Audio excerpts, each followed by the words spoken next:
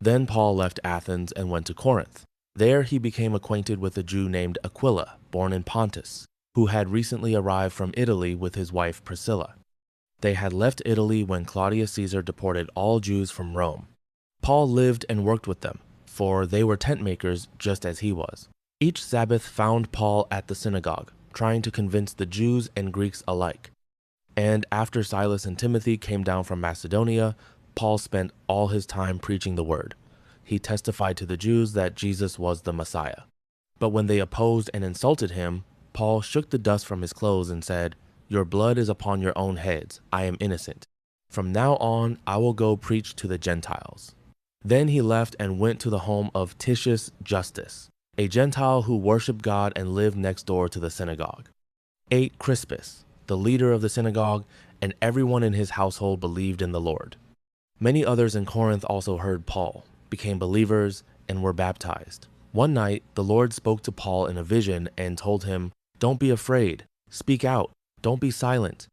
10. For I am with you, and no one will attack and harm you, for many people in this city belong to me. 11. So Paul stayed there for the next year and a half, teaching the word of God. But when Gallio became governor of Achaia, some Jews rose up together against Paul and brought him before the governor for judgment. They accused Paul of persuading people to worship God in ways that are contrary to our law. But just as Paul started to make his defense, Gallio turned to Paul's accusers and said, "Listen, you Jews, if this were a case involving some wrongdoing or a serious crime, I would have a reason to accept your case. But since it is merely a question of words and names in your Jewish law, take care of it yourselves. I refuse to judge such matters." 16. And he threw them out of the courtroom. The crowd then grabbed Sosthenes, the leader of the synagogue, and beat him right there in the courtroom. But Gallio paid no attention. Paul returns to Antioch of Syria. Paul stayed in Corinth for some time after that, then said goodbye to the brothers and sisters and went to nearby Cenchrea. There he shaved his head according to Jewish custom, marking the end of a vow. Then he set sail for Syria, taking Priscilla and Aquila with him. They stopped first at the port of Ephesus, where Paul left the others behind. While he was there, he went to the synagogue to reason with the Jews. They asked him to stay longer, but he declined. As he left, however, he said, "I will come back later, God willing." Then he set sail from Ephesus. The next stop was at the port of Caesarea. From there, he went up and visited the church at Jerusalem and then went back to Antioch. After spending some time in Antioch, Paul went back through Galatia and Phrygia, visiting and strengthening all the believers.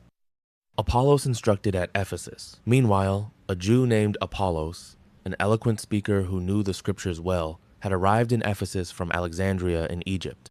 He had been taught the way of the Lord, and he taught others about Jesus with an enthusiastic spirit and with accuracy. However, he knew only about John's baptism. When Priscilla and Aquila heard him preaching boldly in the synagogue, they took him aside and explained the way of God even more accurately. Apollos had been thinking about going to Achaia, and the brothers and sisters in Ephesus encouraged him to go. They wrote to the believers in Achaia, asking them to welcome him. When he arrived there, he proved to be of great benefit to those who, by God's grace, had believed. He refuted the Jews with powerful arguments in public debate. Using the scriptures, he explained to them that Jesus was the Messiah.